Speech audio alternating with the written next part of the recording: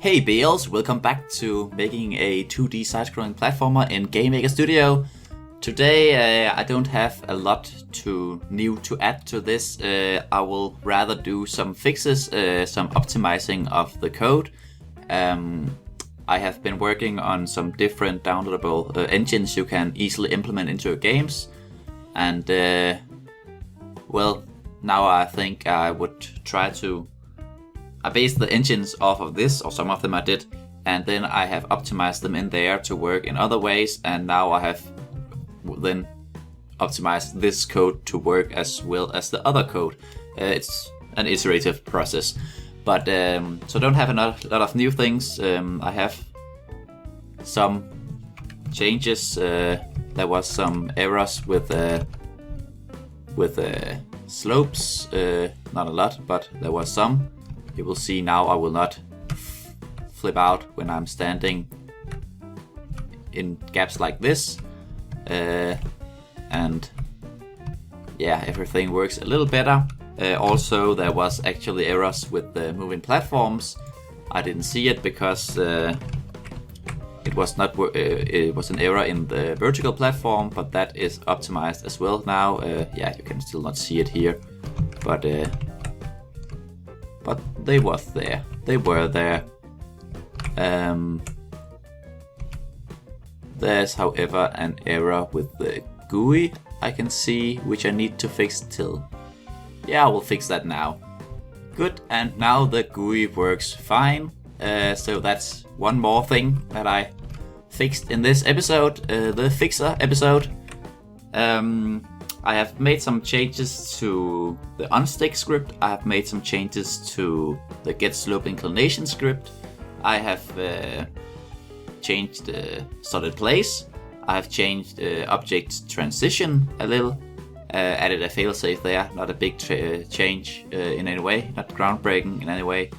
And then I have changed the parEntities movement code. The only change I did there was to make it work better with the new improved getSlopeInclination, and then I overhauled the moving platforms a little.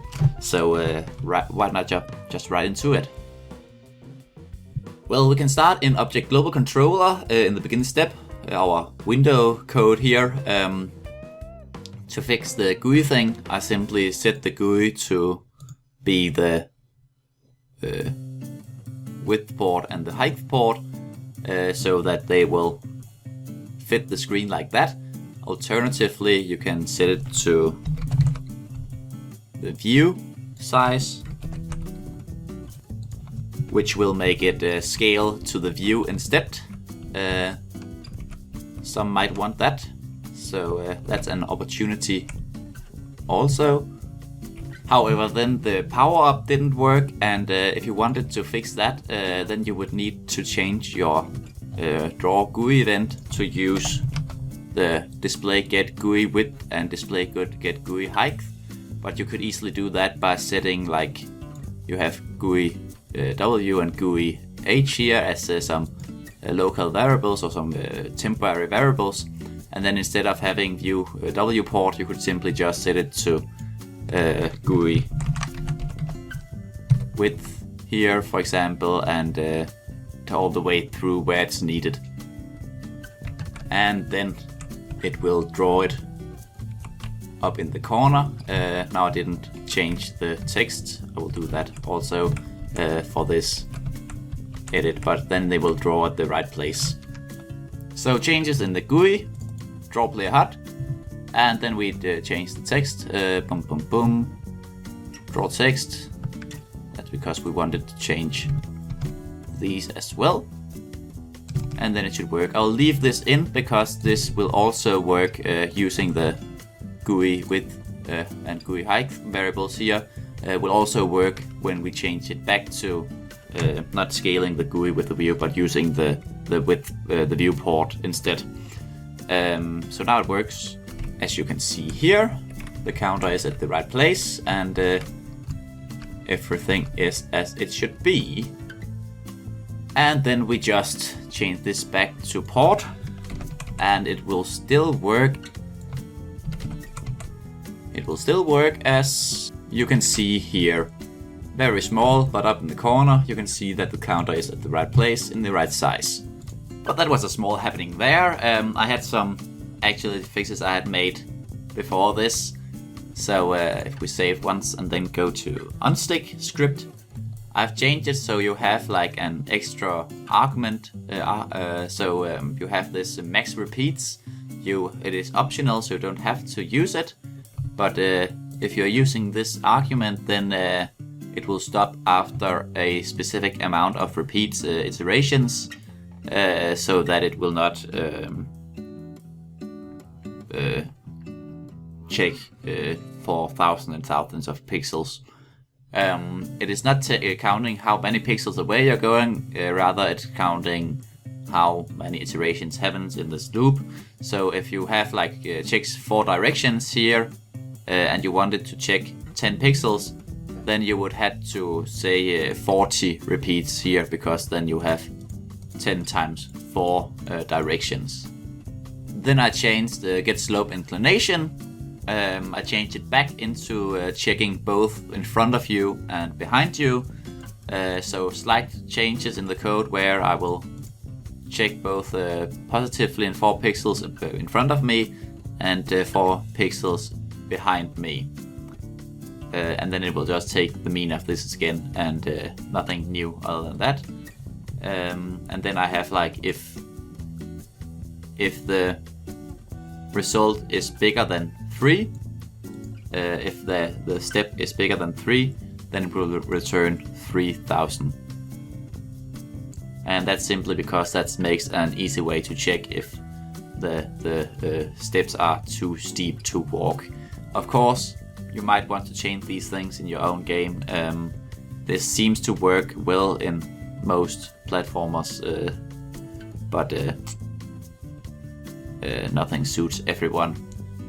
And this leads me to our par entity, where we changed the code down here on the vertical code here. Now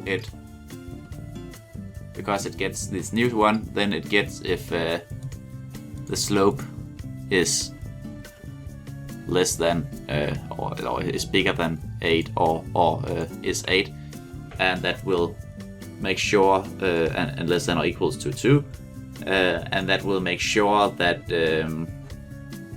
and then it comes down, of course, just to make sure that it will stop it.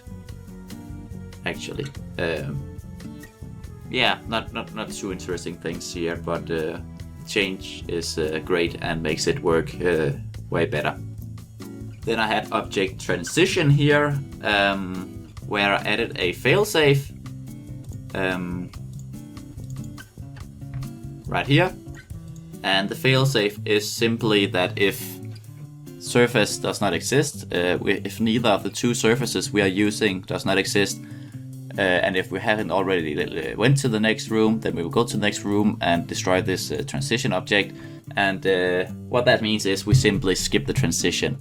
And the reason for this is if you minimize your game while using a surface, then this first surface will be cleared from memory, meaning you will get an error when you open the window again. So if you minimize using a transition here and you then open the window again, it would throw an error before, but this makes sure that that doesn't happen and that it just skips the transition if you have minimized the window. And last, moving platforms. I made a quite big change here. I think I changed how it checks for objects and how it moves object with it. This means that now it will first check for them on top, and instead of just putting into one list, the on me list, it also puts them into the not on me list, and that's because we want them to not be in the way for our platform here in the start. And we both want to check the pixel right above us, and we want to check our V speed above us. So if our platform speed is -2, for example, then we want to check 2 pixels above it, because then we can make sure we do not have any collisions with any objects up there, entities, to make error in our platform. So again, for a little security. Our platform will actually check for instances in all directions, also depending on the speed. So if we have our platform moving horizontally, if there is any objects on the side of it, it will check for those as well and make sure to put them in this list and make that work. And yeah, then we will move all the objects here back from the not on me list. We will move the platform both horizontally and vertically. Then we will move the back and move our objects. But if our entities or the objects on our platform is currently standing inside and solid now, then it will move our platform back and reverse the direction of our platform down here. It will set the entity collision to true, and if this is true, then it will move everything back and then change the direction instead, making sure that the platform will not push the player up into blocks or something like that. And yeah, then it clears up on the list again. And up here it of course clears the not on me list. But that was pretty much it. Again, I have based the changes off of the downloads I have for engines. I have created an engine for platforming, not as with as many features as this. We don't have like both the solid wheels and stuff like that yet. It's more like the platform base. I might add the wheels, but there is the base for movement and stuff like that, and it supports changes of gravity direction, which this one doesn't do off the box. So worth checking out. Also, I've made a simpler platformer with much simpler code. If you are planning on making your platformer grid-based, I mean with blocks and squares and stuff like that, and you just need square collision masks, then that works quite well as well, with a lot simpler code and faster code, because it doesn't have to do the same pixel iterational checks for collisions. So everything of that is worth checking in. We're working into. Originally, I have meant to make menus and stuff like that for this episode, but I haven't really. I think a lot of how I want to do that, because menus are sort of personal for the game. So I thought maybe making some scripts or something I can implement to the project here and tell you how it works, so that they are easy to implement into games and stuff like that. Something like making buttons grow and stuff when the mouse is hovering and stuff like that. And then I was thinking about either making a save system, but then again a save system is quite hardcore and it's not really platformer specific. But the other thing I was thinking about is making save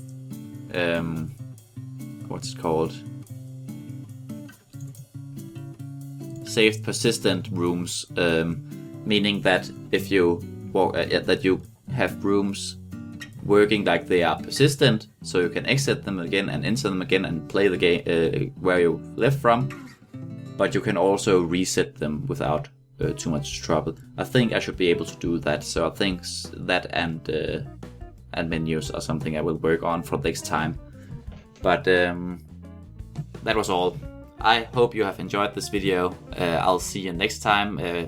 any form of feedback would be very much appreciated, whether it is simply a like or dislike, or if it is a in-depth comment. Everything of that kind is very much appreciated, so I can try to go in the right direction with these things. But we'll see you next time, next video. See ya. Bye. Whoa, you seem to be at the end of the video. If you liked this video, or even if you didn't, it would make me incredibly happy if you would just rate it. Either way, I hope you enjoyed this video. Thanks for watching. Bye.